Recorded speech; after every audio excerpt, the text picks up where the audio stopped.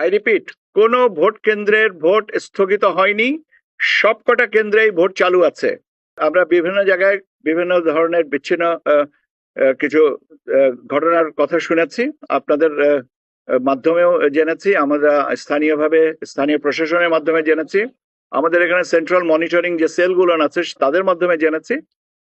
কিন্তু এখন জানা মতে এখন পর্যন্ত কোনো ভোট কেন্দ্রের ভোট স্থগিত হয়নি।